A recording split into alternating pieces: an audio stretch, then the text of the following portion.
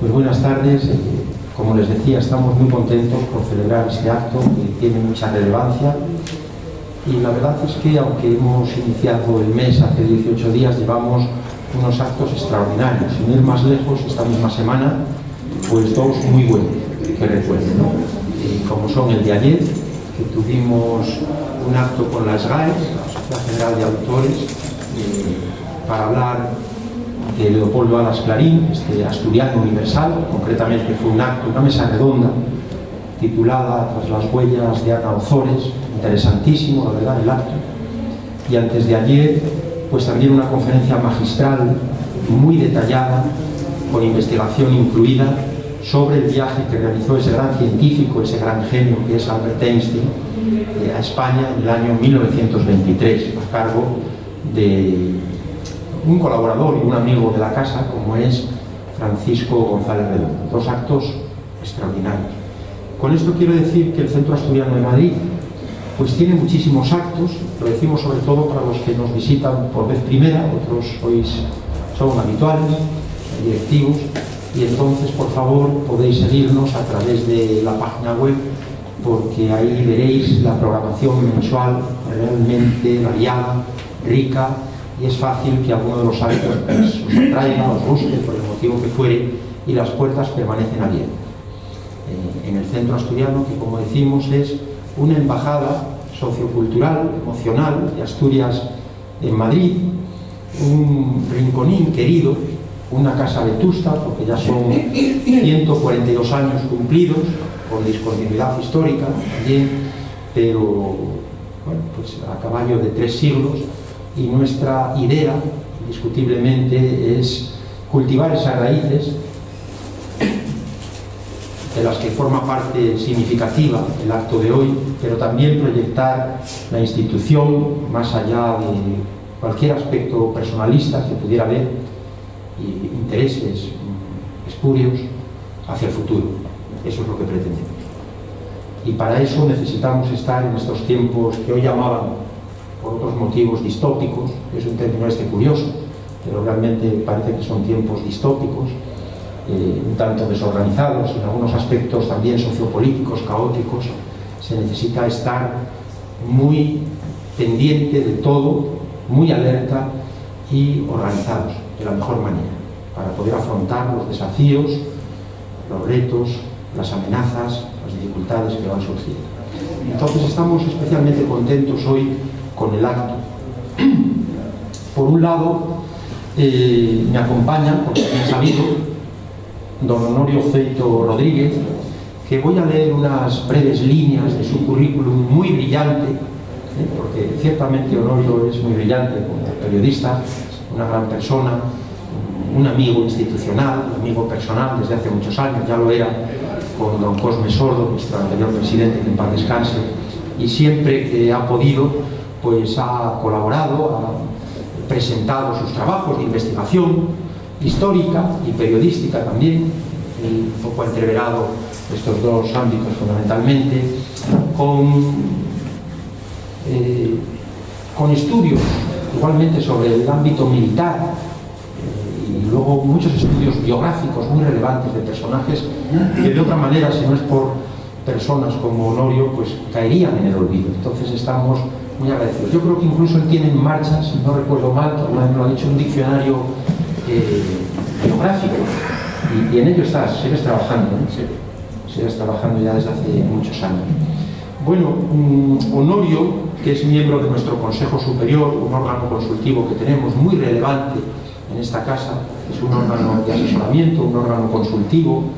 Él es además secretario de dicho órgano.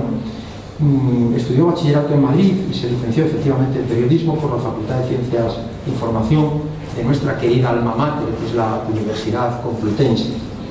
Profesionalmente ha colaborado con distintos periódicos nacionales y provinciales, y también en programas de radio y en televisión. Ha sido jefe de reporteros de Sociedad y Cultura del diario El Alcázar ya extinguido.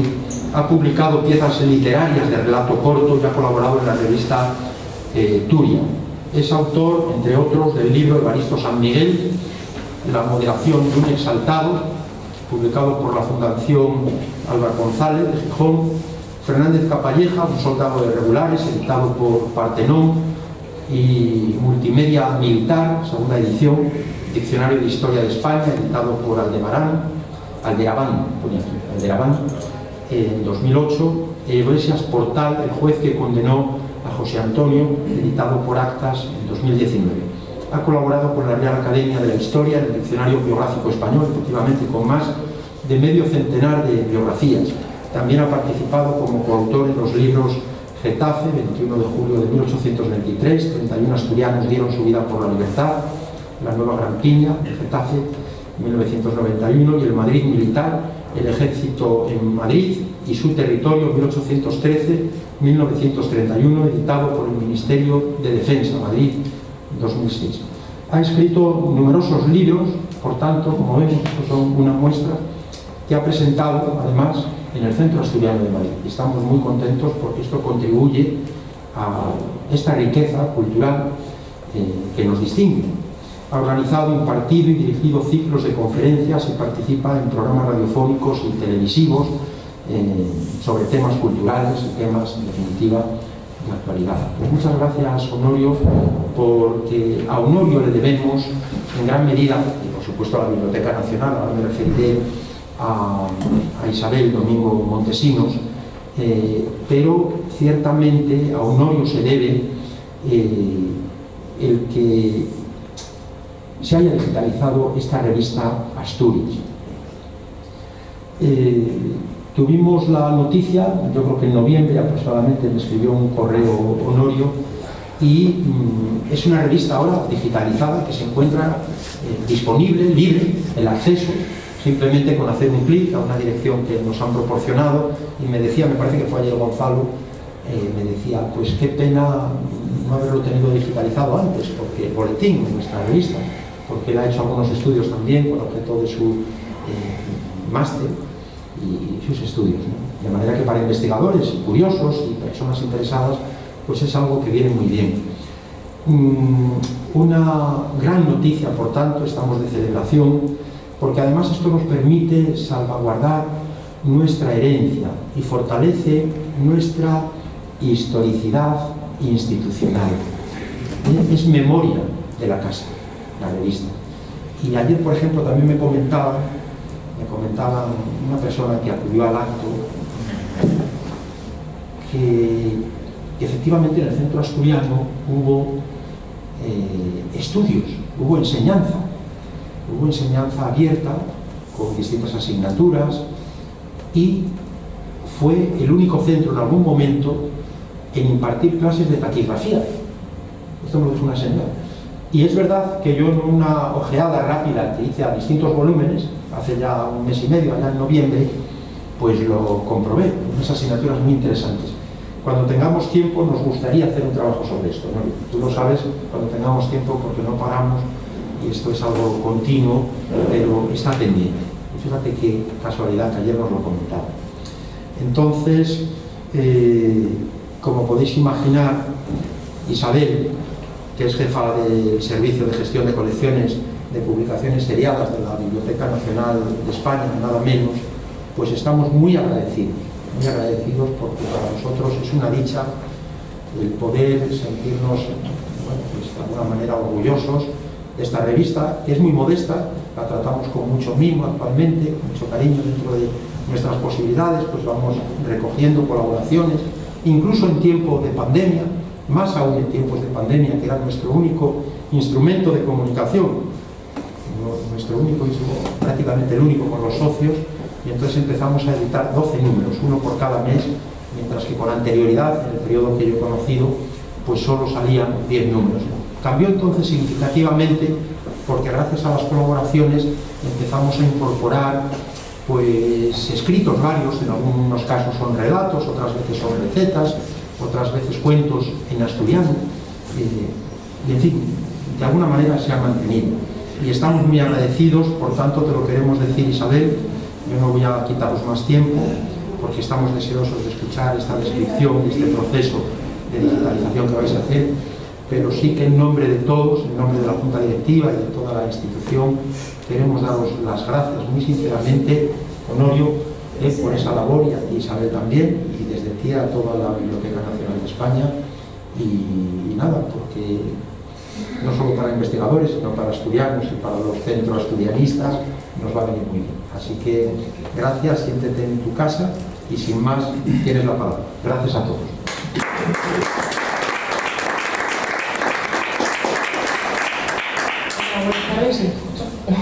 Sí, bueno, muchas gracias. La verdad que... Está abierto, perdón. Sí, sí, está abierto. Sí, voy a cerrar este. Si no toco. No, yo creo que sí que sí. Ahora sí está bien. Bueno, muchas gracias por la presentación y muchas gracias por la invitación a este acto. La verdad es que una gran satisfacción ver que el trabajo que realizamos día a día en la biblioteca tiene luego una repercusión tan grande, no solamente, bueno, como decía, para la gente del centro asturiano, sino en general para darle visibilidad a todas las colecciones que tenemos en la Biblioteca Nacional. Es una alegría. Dentro de la biblioteca se pueden consultar las cosas en papel, pero siempre tiene mucha más difusión si se hace a través de Hemeroteca Digital, que es la herramienta que permite que una parte de la revista Asturias se pueda consultar ahora desde cualquier dispositivo con acceso a Internet. Yo he preparado unas imágenes que hago un segundito. Porque lo que quería contar es todo el proceso que sigue una revista desde que entra en la Biblioteca Nacional hasta que está a disposición de los usuarios, tanto en papel como en este caso que ahora ya ha pasado por un proceso de digitalización, pues como está a disposición del público.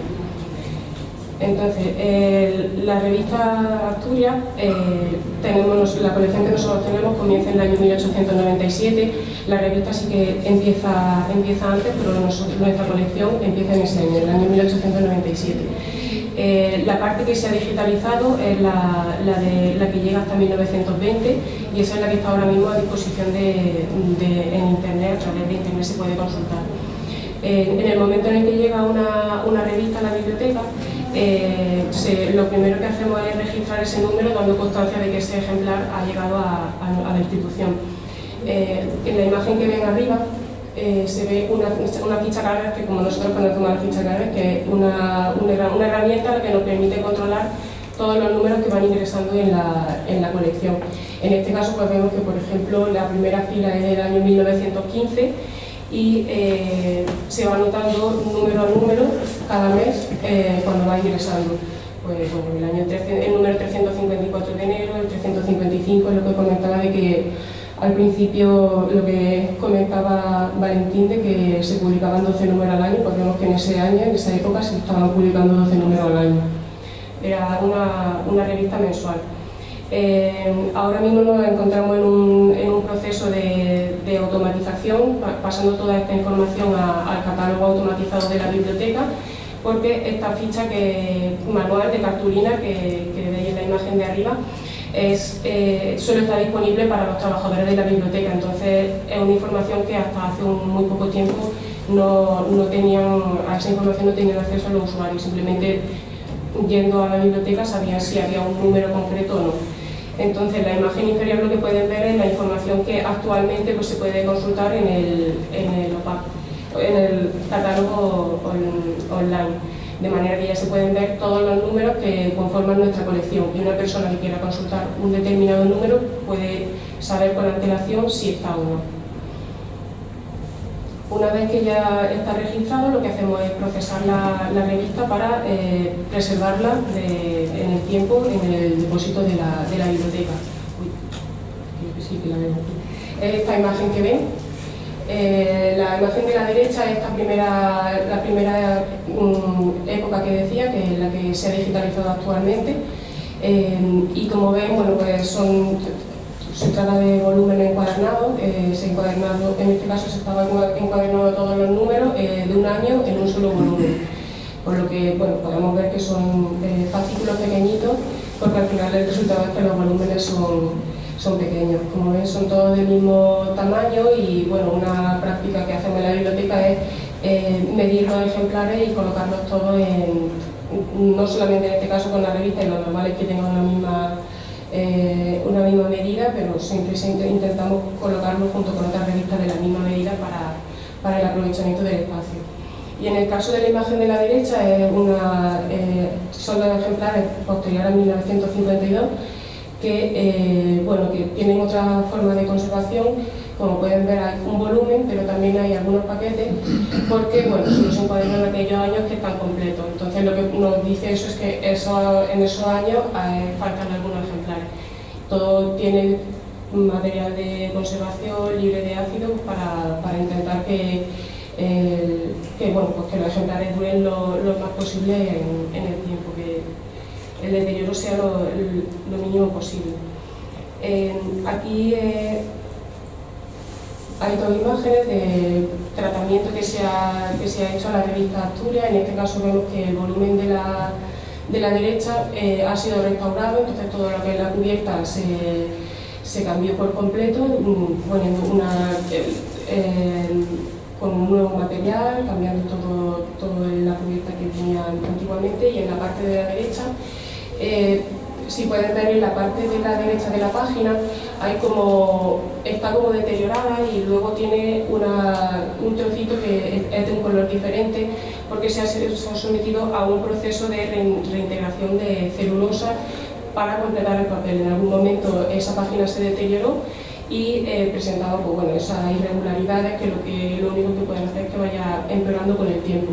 Entonces, en el laboratorio de restauración de la biblioteca se somete a un proceso por el cual se completa la página para que finalmente tenga el mismo aspecto que originalmente.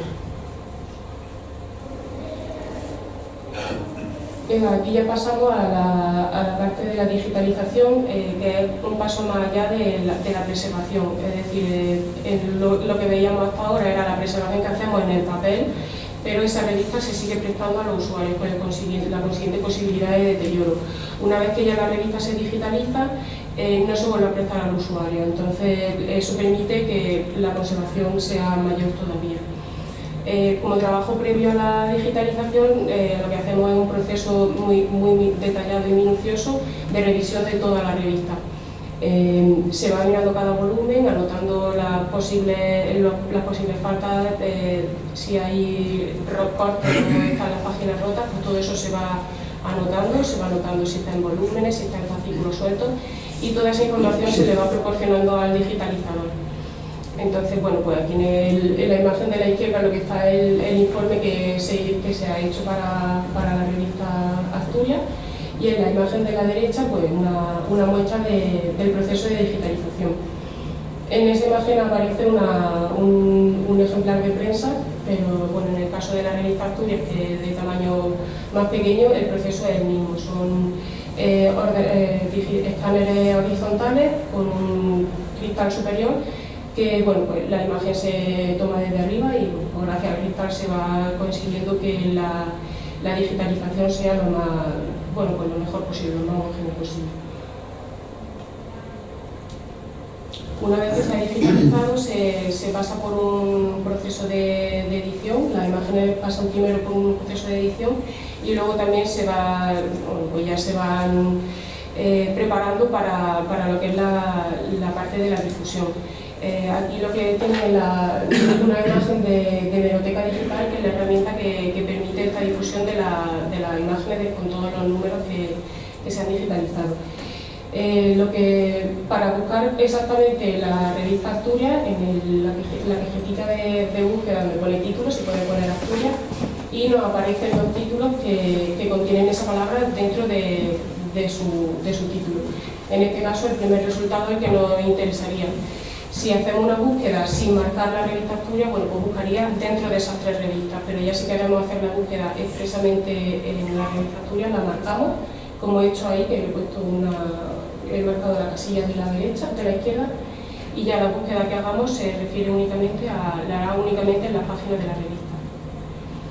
Aquí lo que encontramos es información general sobre la revista, pues donde se ha editado, desde cuándo tenemos las imágenes, el número de ejemplares, y lo que nos aparece debajo de la imagen de la portada son ejemplares y calendario.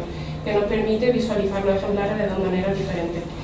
Esta de aquí es pinchando ejemplares que nos saldrían uno a uno, todos aquellos que conforman la colección, de más antiguo a más moderno o a más actual, y bueno, pues ya podríamos abrir el ejemplar, descargarlo, lo que nos interese. Y también podemos abrir el calendario, que lo que nos muestra son todos los años en la parte superior. Podemos seleccionar el año que queramos consultar, y ya lo que nos aparece marcado en verde son los días que se ha ido publicando cada número. Aquí, por ejemplo, en el año 1897, pues vemos que publicaba en junio, el primer día de cada mes.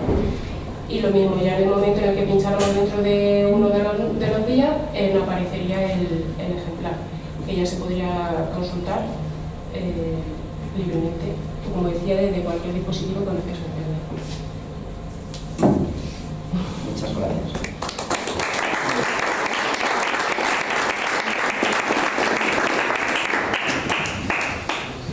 Muchas gracias, Isabel. Surgen algunas dudas, pero casi vamos a dar la palabra a Honorio, y luego, si eso, pues preguntamos, hacemos algún comentario. Honorio, tienes la palabra. ¿Qué tal? Buenas tardes. En primer lugar, gracias, presidente, por tus palabras del principio. Gracias a Isabel por aceptar la invitación del centro y explicarnos cómo se procede a digitalizar una publicación. Como decía Valentín, es nuestra historia más antigua, casi la más antigua. La vocación de Asturias con el periodismo es innegable. Tenemos personajes de la talla de Bravo Jove, de Cancio Vigil, por ejemplo, que fue cronista de Asturias, del inevitable Fermín Canella. Lo de inevitable lo pongo yo por mi cuenta, y lo digo con el máximo respeto, porque fue el gran divulgador de la cultura asturiana de finales del siglo XIX y principios del siglo XX. Y más recientemente de Jesús Evaristo Casariego, bueno, más recientemente, hablo de los años 60, 70 del siglo XX. Jesús Evaristo Casariego, que no son los únicos que se han dedicado a estudiar, a investigar el tema del periodismo, y del periodismo asturiano en concreto. Pero si hay una figura que destaca por encima de todos, es Altabella, el profesor Altabella, que nos hizo una exhaustiva investigación y llegó a concluir que, sin ser Asturias una de las regiones más pobladas de España, en apenas un siglo vio nacer más de 1000 cabeceras de periódicos. 1000 cabeceras de periódicos es mucho periódico. Es verdad, y los puristas me dirán, bueno, no todos, muchos fueron efímeros, se publicaron, bueno, pero se publicaron, que es lo que importa. No voy a entrar en ese detalle, pero sí señalar y significar la vocación de Asturias con el periodismo. Y como no podía ser de otra manera, la vocación del Centro Asturiano con el periodismo. El Centro Asturiano se crea en 1881 y en 1884 ya empieza a publicar sus actividades en una columna de un periódico precioso que es La Ilustración, que fue la Ilustración, o sigue siendo porque está conservado, la Ilustración gallega y asturiana, que era una versión local de otro periódico más grande, que era la Ilustración española y americana. La Ilustración gallega y asturiana, que luego se llamaría la Ilustración cantábrica. Unos periódicos impresionantes. Yo, como periodista, me interesa la actualidad y un poco el futuro, pero yo, como esa beta de historiador que creo que tengo, me interesa el pasado. No hay entretenimiento más placentero que ver un periódico viejo. Un periódico viejo, pero no viejo de hace 2 años, no, de hace 80 años. No os podéis imaginar lo que es mirar página a página las noticias que se encuentran, los sucesos que ocurrían, las preocupaciones que tenía la gente que vivió en aquellos tiempos. Pues si tenéis ganas, si escogéis la Ilustración, podéis ver además unos grabados impresionantes, porque entonces no había fotografía. Eran artistas dibujando y señalando en esa imagen, que era un grabado, que dicen los teóricos que equivale a 1000 palabras, probablemente. La vocación del Centro Asturiano se manifiesta entonces a través de la Ilustración gallega y asturiana, hasta que fundó su propio boletín. Primero fue el boletín, y se llamaba así, Boletín del Centro de Asturianos en Madrid. Y ahí ya daba rienda suelta a todos los actos, que no eran pocos, que se organizaban. Seguimos en esa línea de organizar muchísimos actos. Yo repito, porque digo que las cosas no por conocidas hay que copiarlas, que el Centro Asturiano es una de las instituciones de Madrid que más actos culturales celebra, lo cual nos enorgullece. Voy a ser breve, porque sé que juegan el Madrid y el Atleti, y a diferencia del Sporting y del Oviedo, que nunca pasan del empate, estos van a por todas, y seguro que lo vais a querer ver, así que voy a ser breve. Bien, esa es la principal característica, la vocación. La segunda característica, pues como a mí me gustan las personas, decía Manolo Linares que yo escribía la historia de los pueblos a través de sus personajes. Me gustó tanto la frase que la he adoptado casi, no como mía, respeto a la autoridad, pero la reflejo cuando puedo. Y efectivamente, las tres personas, voy a citar, que pusieron en marcha ese camino que fue la revista Asturias. Primero Boletín del Centro Asturiano, y luego cambió la denominación Asturias como Boletín del Centro Asturiano. Inevitable citar a Salmeán, el hijo del catedrático de Química Aplicada de la Universidad de Oviedo, madrileño, que se estableció en Oviedo, y ahí nacieron sus hijos, sus dos hijos, un chico y una chica. Él, Alejandro Salmeán, estudió Derecho, empezó a colaborar en los periódicos muy joven, en Oviedo, para burlar la vigilancia de su padre, que como químico pues entendía que esto del periodismo era una cosa de muertos de hambre, y probablemente tenía razón. Su hijo utilizaba dos seudónimos, uno de ellos más conocido, el de Mesadán. Publicó en muchas revistas, en una revista Asturias, que es Editora Asturias, que no tiene nada que ver con la nuestra, muy importante por la catadura, digamos, intelectual y tremendamente de referencia para los estudios asturianos. Él publicó muchos artículos, fue redactor jefe en varias publicaciones. Fue funcionario, él se prestó a unas oposiciones y fue elegido, o salió, aprobó las oposiciones y le destinaron a Lérida, a Huesca, tuvo por ahí varios destinos hasta que finalmente recala en Madrid. Bueno, finalmente no, porque era joven, en 1881 llega a Madrid, casi cuando se crea el Centro Asturiano, que dicen que fue una idea de Balbín Dunquera, del que hablaré después. Bien, Salmeán acoge con gran entusiasmo la idea del Centro Asturiano, viene aquí, bueno, va a la sede entonces, colabora, participa, le hacen vocal de la Junta, le hacen muchas cosas y él se ocupa de poner en marcha la revista Asturias y fue el eterno director de la revista Asturias en todo ese periodo que se ha digitalizado prácticamente. Él es el gran director, salvo algunos lapsus, seguramente que por cuestiones de trabajo, donde le sustituye el segundo de los que voy a citar, Balbín Dunquera. He dicho en esta misma sala, y alguno lo recordará, es mi debilidad, porque Balbín Dunquera representa al español cargado de méritos y de conocimientos y que sin embargo no llega a romper el cristal que le separa de no sé cómo decir, no sé si la fama, no es la fama, no, es el gran cargo. Balbín Dunquera era una persona que fue doctor en Derecho Civil, Canónico y Administrativo, doctor en Filosofía, que quiso entrar al Ministerio de Asuntos Exteriores porque su vocación era la de ser embajador, la diplomacia, que no consiguió aprobar, o no le aprobaron, no la admitieron, no llegó a seminarse, no la admitieron, y entonces concursó al Consejo de Estado, y ahí sí aprobó con el número 1. Bueno, ahí se presentó, en el otro sitio no se había presentado, no le dejaron presentarse.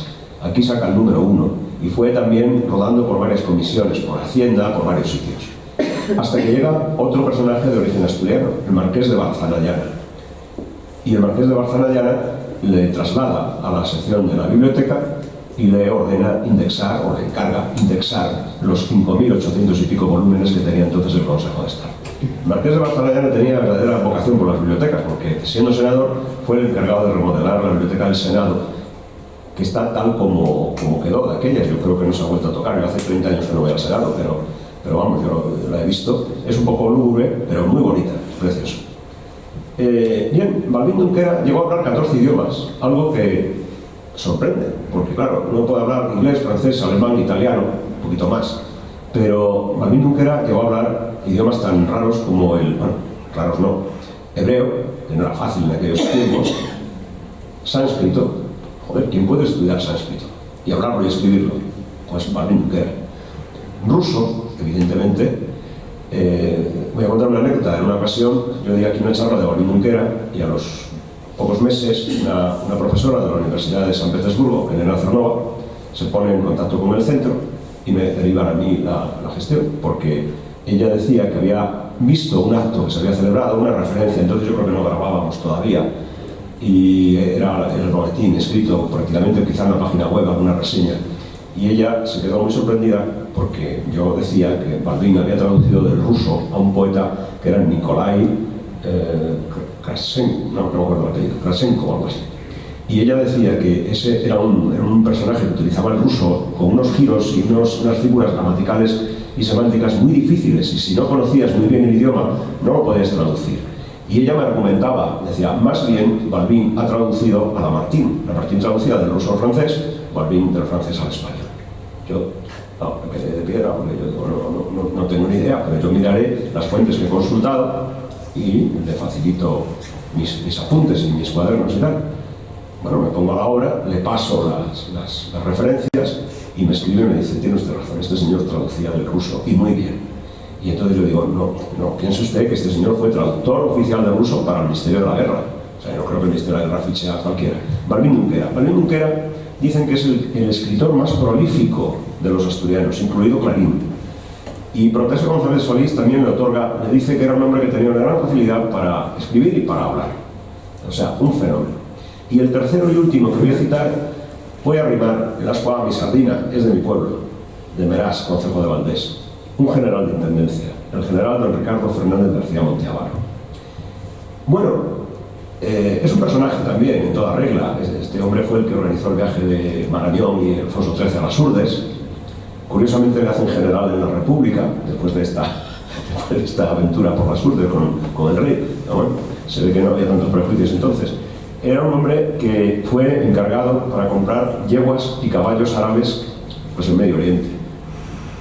Yo dudo que la misión era esa, pero la verdadera misión estaba oculta. Era pues un espía al servicio del Estado español que recorrió, fue hasta Constantinopla, allí conoció y contactó con otro asturiano, el Campo Sagrado, me parece que era el título de Campo Sagrado, que era embajador de España entonces allí. Y bueno, y este hombre pues nos dejó en la revista Asturias, en el boletín, una colección de artículos de viajes extraordinarios, de todos los pueblos por donde pasó, las aldeas donde pernoctó, las tribus con las que conoció, con las que compartió comida, etcétera, etcétera, etcétera. La curiosidad es que además era fotógrafo. En 1905 andaba con un cajón al hombro, que era una cámara fotográfica, que era lo que había entonces, y iba haciendo fotos de todas las señoras y los chavales y los guerreros estos, los ascaris que encontraba por el desierto y por ahí. El segundo viaje que hace, también, no sé, esta vez eran caballos árabes, la segunda vez no sé qué sería, lo mandan a Rusia.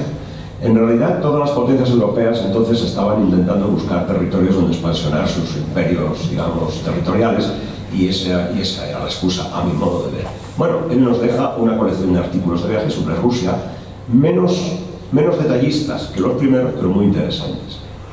Firmó sus artículos con un seudónimo, esos artículos del viaje por Extremo Oriente, por Oriente Medio, con un curioso seudónimo, Abate Morón. Y luego tiene unos artículos preciosos en la revista sobre el occidente de Asturias. Curiosamente, sobre el occidente y su riqueza forestal. Cuando curiosamente hace unos meses Cangas de Narcea, pero creo que Tineo y el Valdés han sufrido uno de los más devastadores incendios, más de 16.000 hectáreas, me parece, en Valdés o algo así, o sea, una salvajada, una pérdida forestal extraordinaria. Pues un hombre que apostó por todo esto. Yo creo que ellos tres encarnan de alguna manera toda esa playa de colaboradores y periodistas que de alguna manera trabajaron para la revista. ¿Y qué van a encontrar los que visiten la revista? Los que visitan la revista van a encontrar cantidad de perfiles biográficos de los muchos asturianos. Los asturianos en Madrid, al final del siglo XIX, que es cuando se funda la revista, cuando se funda el centro, un poquito antes, eran de condición pobre, la mayoría, salvo unos cuantos privilegiados, que tenían cargos públicos. Entonces hacía falta una atención, la beneficencia, hacía falta una atención escolar. El centro asturiano, ya lo hemos hablado varias veces, ¿verdad?, prestó una atención escolar a muchos niños. Creo haber leído, yo no me invento nada, creo haberlo leído, más de 5.000 y pico niños escolarizados con el centro asturiano, con unas disciplinas que serían la envidia hoy de cualquier colegio, subvencionado o no, de cualquiera. O sea, dibujo lineal, dibujo artístico, idiomas modernos, idiomas clásicos, aritmética, yo qué sé, todas las disciplinas que se puedan tener para un escolar. Y la beneficencia, que fue un tema a debate a lo largo del siglo XIX, donde participa Balbín Junquera, que Balbín Junquera fue socio fundador de la Cruz Roja, etc. También fue una parte que al centro asturiano le conmovió. De hecho, don Ramón de Campoamor, que fue uno de los fundadores del centro asturiano, conocido por sus poesías, ¿no?, las Doloras y todo esto, la gente muchas veces no sabe que don Ramón de Campoamor, además de escritor de poeta de éxito, fue político, porque fue gobernador civil de las 3 provincias de la Plana, Castellón, Valencia y Alicante. Y cuando cesan, porque el siglo XIX es un vaivén de moderados, progresistas moderados, etc., cuando lo cesan, un amigo suyo, González Bravo, periodista, presidente de entonces del gobierno lo nombra director general de la beneficencia. Un tema que interesaba mucho políticamente porque, de alguna manera, el Estado empieza a ocuparse de los pobres y de las atenciones primarias. Yo lo veo así, lo tengo que decir así. El Estado empieza a desplazar o intentar desplazar un poquito a la Iglesia, que era la que había mantenido a lo largo de siglos esa atención sin ningún tipo de problemas. El Estado empieza a ocuparse de eso y se nombra una dirección general, y ahí va nuestro amigo Campoamor. Cuando Campoamor viene al centro, lógicamente importa esa atención, y el centro presta sus servicios de beneficencia a muchos asturianos. En fin, yo animo a todo el mundo a que entre en la revista, que visite la página de la Biblioteca Nacional, el acceso que nos permite llegar a la revista, pinchar al azar cualquier número y leerlo. Hay muchas noticias pequeñas, hay muchos sueltos pequeños. Por ejemplo, una familia en Almuña, Valdés, que está preguntando por su hijo, que está destinado como soldado a Cuba, y que como está la guerra chica, no sabe si lo han matado, si no lo han matado, no sabe. Bueno, todo eso es contenido social. A mí me parece muy curioso, y a lo mejor es que yo tengo una visión muy diferente de cómo son las cosas, pero en fin, creo que la revista ofrece muchas cosas. Es una suerte que la Biblioteca Nacional haya colaborado para este paso importantísimo, y hoy no puedo dejar de pensar en Don Cosme, porque a Don Cosme esto le hubiera encantado. Seguro que allá arriba donde él está, nos está vigilando y está disfrutando con este acto. Nada más y muchas gracias.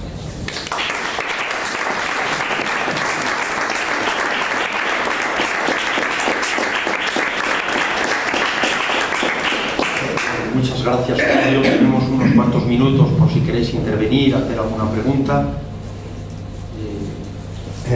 Hay muchos fallos de revistas que no encontráis.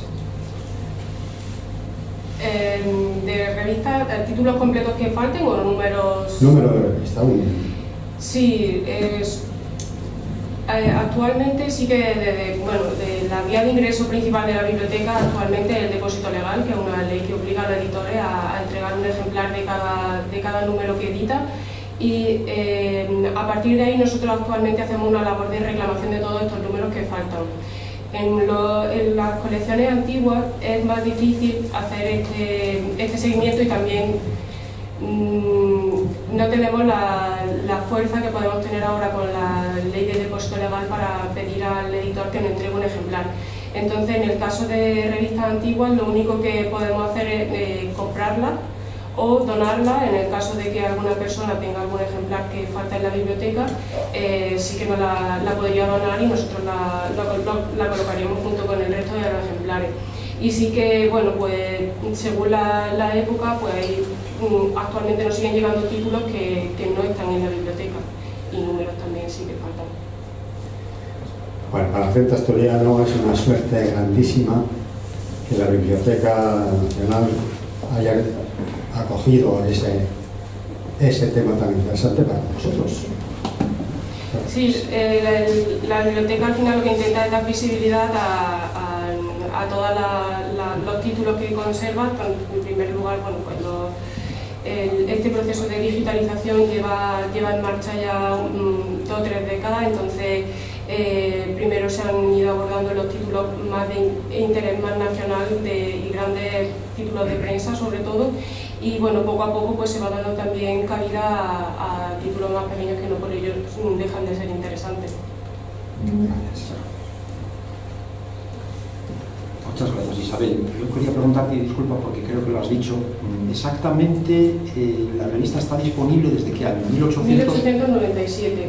Pero estaba también desde 1884, ¿no? Me pareció ver, ¿o no?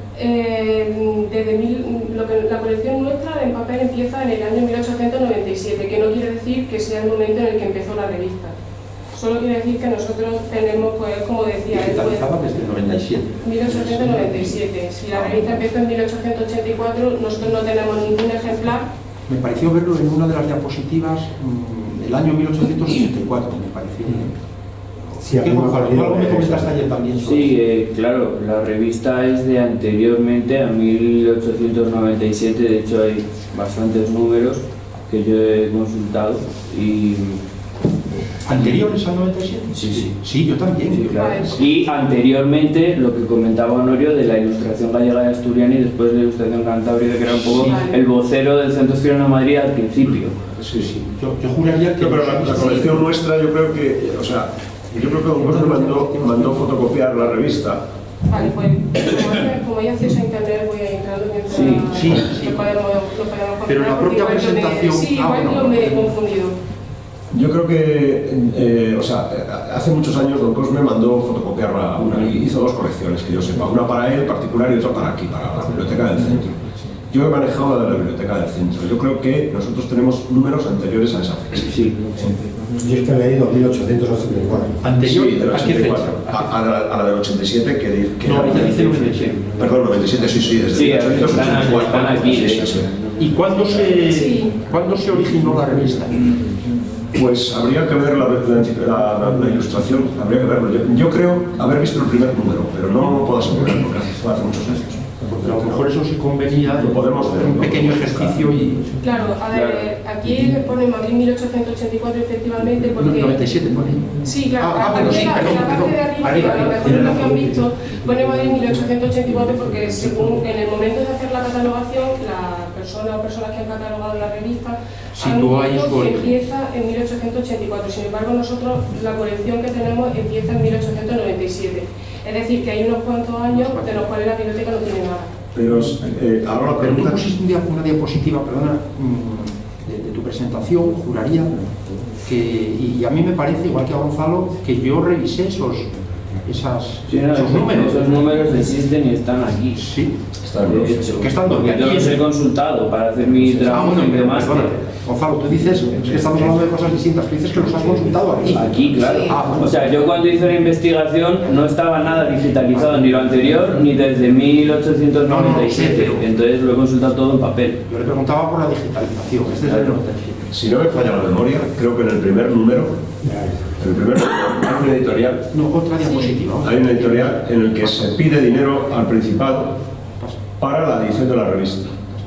Y la respuesta a esa solicitud es de hay un debate en la Junta General y hay un miembro de la Junta General que dice: no vamos a mandar dinero a Madrid para que lo gasten en cosas superfluas, algo así, o sea, con desdén. O sea, me acuerdo de ese editorial porque me parece que está en el primer número. Y eso es 1884. Por ahí sí. Sí. Además, yo hice un índice. La verdad que no puedo presumir de él porque está hecho sin ningún criterio profesional, simplemente según iba encontrando cosas iba señalando, número tal, de tal fecha, tal contenido, así a grosso modo, que lo tenía Cristina, creo, en la secretaría. Yo creo que tengo una copia en casa. Y es el índice que yo hice con las revistas que yo vi, que son las que había aquí en la biblioteca. Sí. O sea que yo creo que... Ahora, la pregunta mía es la siguiente: si localizáramos ejemplares fotocopiados anteriores a esa fecha del 97, ¿se podrían incluir? Fotocopiados, por motivos de preservación, ejemplares fotocopiados dentro del depósito no conservamos, pero sí que si hubiera una digitalización podríamos incluirlos. No, pero si nosotros los tenemos, por ejemplo, ¿los podríamos ceder para que se incluyeran? ¿Se digitalicen? En biblioteca digital sí, sin problema. Vale, pues es cuestión ya de ver nuestra colección para poder ampliar el... Nos gustaría, Ahora, otra pregunta, si te permite. Sí. Vamos a ver, con vistas a futuro, porque claro, todo esto de internet está muy bien, todas las... o sea, los que hemos pasado horas y horas y horas y horas en la sala general, en la Cervantes y en otras salas de la Biblioteca Nacional, manejando los originales con una pulcritud tremenda, porque muchas veces es que soplas y se te cae. A futuro, la digitalización... O sea, ahora a presente nos da la comodidad, es decir, no tengo por qué desplazarme, lo veo desde mi casa, estoy trabajando, tengo una investigación, aquí puedo cotejarlo, puedo incluso descargarlo, lo veo tranquilamente, todo eso son facilidades. Pero en cuanto a la conservación a futuro, ¿qué nos ofrece la digitalización? Es decir, esos archivos se renuevan cada X tiempo para preservarlos, de que se puedan borrar los discos, ¿o cómo? Sí, la biblioteca tiene un programa de preservación digital que, como se llama, eso mismo que comentas, que es ir revisando periódicamente todos esos archivos que permiten detectar. Para empezar, tenemos varias copias, por si en el caso de que se estropee un servidor, de que haya una inundación, cualquier catástrofe que puede ocurrir, sabemos que tenemos otra copia. Y además, este sistema lo que va haciendo va pasando haciendo una revisión por todos los ficheros, detectando que si hay archivos corruptos, si hay cualquier cambio que permita detectar pues eso, que hay una amenaza de que se destruya el fichero y entonces sustituirlo por la copia que está en buen estado. Yo quería decir otra cosa, y es que me llamó mucho la atención, no sé qué piensas, la calidad extraordinaria de muchos de los escritos de esos volúmenes de la revista. Fíjate que a nosotros nos cuesta enormemente hacer la reseña, pero el tan cuidado, como si lo hubiesen escrito buenos escritores. Es que eran buenos escritores, eran buenos. Me sorprendió enormemente lo que yo revisé, es que era principalmente algo impresionante. Era gente con muy buena formación. Es que hay los dos polos, es decir, el que estudiaba de verdad, y la mayor parte de ellos no podían, no llegaban por cuestiones económicas y cuestiones culturales de base, ¿no? Pero los que sí tenían acceso a la cultura, pues eran muy buenos, no tiene que ver con nosotros, pero tiene que ver con lo que estamos hablando. Hay muy pocos libros sobre periódicos, muy pocos. Y los pocos que hay han sido siempre un éxito editorial apabullante. El último que creo que se ha escrito, lo escribió Basilio Rogado, sobre informaciones. Y yo, como estudiante de periodismo en aquellos años, quise comprarlo y no lo pude comprar, nunca. Me lo dejó un amigo y me lo leí.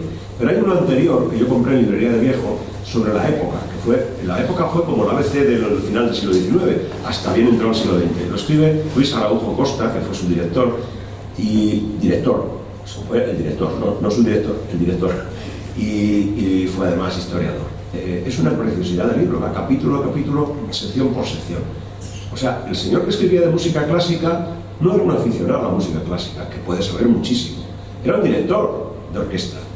O sea, había hecho una carrera musical de 12 años, había interpretado un montón y ese sabía si desafinaba el concertino o no desafinaba en la nota de no sé dónde. O sea, es decir, era algo más que un tipo que iba ya a oír. Sabía de qué estaba hablando, pero es que el que se ocupaba de la política internacional, aun a pesar del decalaje horario, porque entonces no había los adelantos que hay hoy y los periódicos venían por tren, por ferrocarril, y había que traducirlos y tal, pero que esa gente hablaba varios idiomas. El tipo que se encargaba de hacer las notas de sociedad era un dandy, era un señor que era un dandy, no era un don nadie, era un tipo que se sabía vestir para ir a la ocasión de la fiesta, es decir, eran especialistas. Y gente muy culta y gente que trabajaba. Y eso a todos los niveles. O sea, no digo yo que estudias revista del Centro Asturiano fuera a competir con los periódicos de la época, no. Pero a otro nivel, más bajo, bajamos varios escalones, pero seguía siendo un trabajo de calidad. Y se ve en lo que tú dices, cuando es un artículo está bien escrito, está muy bien escrito.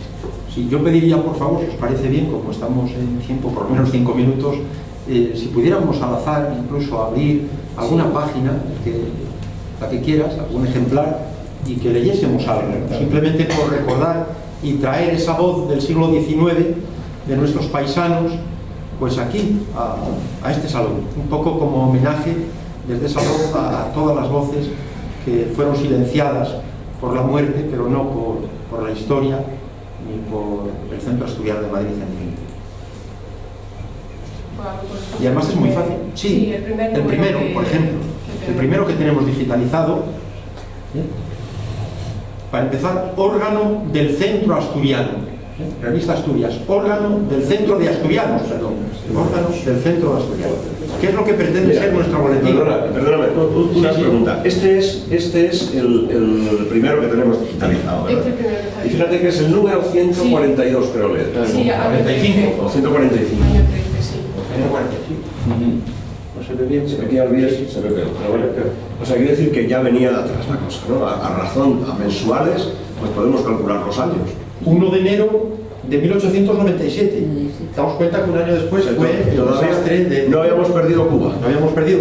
Que muchos de los ejemplares hablan de Cuba. Claro. Porque yo cuando me metí... Hablan de Cuba, hablan de las hambrunas de Rusia, que se recaudaba dinero para buscar fondos para mandarles dinero a los rusos. Sí, habla de muchísimas cosas. Interesantísimo, ¿eh? Vamos a echar un vistazo. Ahí, si podemos dar como alguna noticia sobre algún acto celebrado en el centro, sí. Los certámenes literarios o musicales o artísticos. Que el programa de enseñanza es fácil que lo pongan también. Mira, ahí tenemos el sumario arriba. A ver. Bueno, esto es un perfil de Manuel Llamazares, el sumario. Sumario. Es que está la letra muy pequeña. Sesión oficial, biografía. Buenos Aires, ahí pone. Don Manuel Llamazares y Velasco, Asturias y Buenos Aires, por don Antonio Balbín de Unquera, una boda, necrología, sección literaria, sueltos y noticias. Muy interesante, ¿no? Una especie de miscelánea. Era Pulido presidente. Pulido. Secretario general de Abuelo Lai. O sea, es bueno. Sube un poquitín, Isabel, si haces el favor, para leer, o sea, quiero decir al revés, para poder leer. Una fotografía de Mira cómo empieza. Ojo, para que veáis el lenguaje tan cuidado, tan cuidado. Con el fausto motivo de inaugurar el nuevo local, propiedad del Centro Asturiano, en la capital de la República Argentina, se publicó un número titulado Covadonga, que luego se denominó el Centro Asturiano. Con el fausto motivo. Quiere decir que realmente a mí me impresionó, pero esto es al azar, Si lo leéis es una maravilla, es un deleite.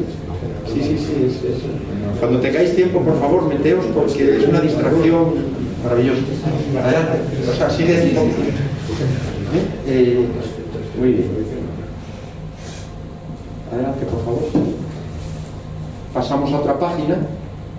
Hijo de honrados y modestos labradores, nació nuestro biografiado en la parroquia de Casornea, del concejo de ayer, etcétera. Entre máximas de virtud y honradez, aprendió a ser laborioso y constante. Es que es una maravilla, Entre máximas de virtud y honradez. ¿Dónde está hoy la virtud? Perdón que lo diga. ¿Dónde está la honradez? Bueno, hay una cosa muy curiosa, que son los anuncios también. Los anuncios, por ejemplo. Aparecen anuncios de un sastre que si eres asturiano te hace un 5%. O sea, bueno. Asturias en Buenos Aires. O sea, fijaos el hermanamiento tan grande con la Argentina. Todavía hoy lo tenemos que recordar, que es un mundo tan interconectado. Y hablas a veces a los alumnos universitarios. Una noticia, ha fallecido en Madrid. Ha fallecido en Madrid la joven marquesa del Real Transporte, doña María de la Paz Trelles y Blanco, hermana de nuestro apreciable paisano y socio protector de este centro, don Ricardo Trelles. Su muerte ha sido generalmente sentida en toda nuestra provincia, por cuanto que afecta a gran número de distinguidas familias asturianas. Bueno, pues si podemos ver algún anuncio, también. Poemas, ojo. Poemas, una maravilla, es que es una letrina muy pequeña. Quien vive, olvida. Esperemos nosotros vivir por muchos años todos, pero no en casa no digamos sin olvidar, ¿no? Mira, Campoamor, Ramón de Campoamor, egregio escritor y gran político, como recordaba ahora Honorio. Muy bien. Bueno, quiero decir que una maravilla y realmente estamos encantados. Repito, solo los que hemos pasado horas y horas en esas salas que son muy confortables. La Biblioteca Nacional tiene el Salón General, que es de acceso prácticamente para todos, y es una maravilla, sus pupitres iluminados. Yo he pasado ahí muchísimas horas trabajando y me he sentido muy a gusto, pero siempre, lógicamente, te tienes que desplazar y siempre miras la hora, no estás deseando a casa, encargas unas fotocopias. Antes era un problema, las fotocopias solo te hacían 20. Yo le decía a la persona que estaba allí, digo, oye, pero si yo vengo todos los días, coño, me 60 y me ahorras a mí el trabajo y tal, me las llevo. No puedo. Bueno, o sea, los que hemos estado horas y horas trabajando en estos lugares sabemos la importancia que tienes ahora estar en tu casa, y yo no estoy a favor del teletrabajo. Yo creo que el centro de trabajo imprime carácter también. Pero bueno, a estas cosas... Mira, perdón, porque ha caído aquí un poquitín para leer. En la mañana del 30 de diciembre último se celebró, con la debida formalidad, en el Hospital Provincial de esta Corte, la bendición del nuevo pabellón de autopsias y depósito de cadáveres que a expensas de la testamentaria Herrerías se han ido construyendo en dicho sitio y que formaba parte del proyecto de reformas que en su día inició nuestro digno presidente en funciones, doctor don Ángel Pulido, cuando fue diputado provincial. Claro, es que es una maravilla como está escrito, Sobre todo lo digo porque a mí, que me cuesta horrores hacer una reseñina, pues valoro esto enormemente. Asturias tuvo una representación parlamentaria muy amplia. En el siglo XIX prácticamente son 16 entre senadores y diputados, 16 personas, son muchos, según los reglamentos que entonces aplicaban. Y decías, Valentín, que yo estaba con un tema de biografías. Llevo 40 años con las biografías ¿Y cuál es el problema? Que no hay un editor que te las saque hoy día, porque, claro, el problema, tú hablas con un editor y dices, claro, es que esto es un tocho enorme, son 300 personajes en la base de datos, eso no te lo hace nadie, ya, hoy día. Y un editor me decía, no, es que el problema no es que sea que no te lo hagan, el problema es que nadie se lo lee. Si la gente joven no lee, la gente joven recibe del TikTok, del Instagram y entonces de las noticias, ¿cómo se van a leer un tocho de 300 biografías? Que a folio cada una son 300 páginas y así es imposible. Resumir la vida de Posada Herrera en un folio es que yo no soy capaz. Entonces, ese sería un libro que tendría 2000 páginas probablemente, para haberlo hecho en los años 70. Entonces, muchos perfiles, o sea, el acercamiento a muchas personas desconocidas para mí fue esta revista. Porque me iba encontrando, igual que este que hemos visto, este ya Bazares, me iba encontrando y me decía, anda, pues este es diputado, lo tengo, cotejaba, aquí está. Y sacaba un perfil biográfico, ya por lo menos para arrancar. Luego ya ibas buscando más datos en periódicos y tal. O sea, importantísima para eso. En fin, un maravilloso, vamos, pues sí, el haber digitalizado. Bueno, pues muchas gracias de nuevo, Isabel, Domingo Montesinos, por tu labor y también por acompañarnos. Un verdadero placer. Y gracias, Honorio, por esa labor tan tenaz y fructífera. Es un compromiso que tenemos todos con el centro, los que somos parte del centro, que es arrimar el hombro sin nada más. Es lo que hay que hacer y gracias a eso y lo que nos han antecedido anteriormente está el centro donde está, con 140 años a sus espaldas. Y esperemos que siga otros 140, como decía don Sabino una vez en una junta, que le decía a don Cosme, el tema de las cuentas ya lo tenemos resuelto, tenemos una moratoria para los próximos 30 años. Y don Sabino, que ya mayor, se queda y dice, Cosme, me preocupa mucho a mí eso de los próximos 30 años. Esto es un poco lo mismo. Esperemos que otros 140 años, que alguien nos sustituya, no creo, pero bueno, y que sigan para adelante. Y nada, no hay mérito, hay ganas y voluntad de trabajar y nada más. Muchas gracias. Bueno, pues enhorabuena, gracias a todos.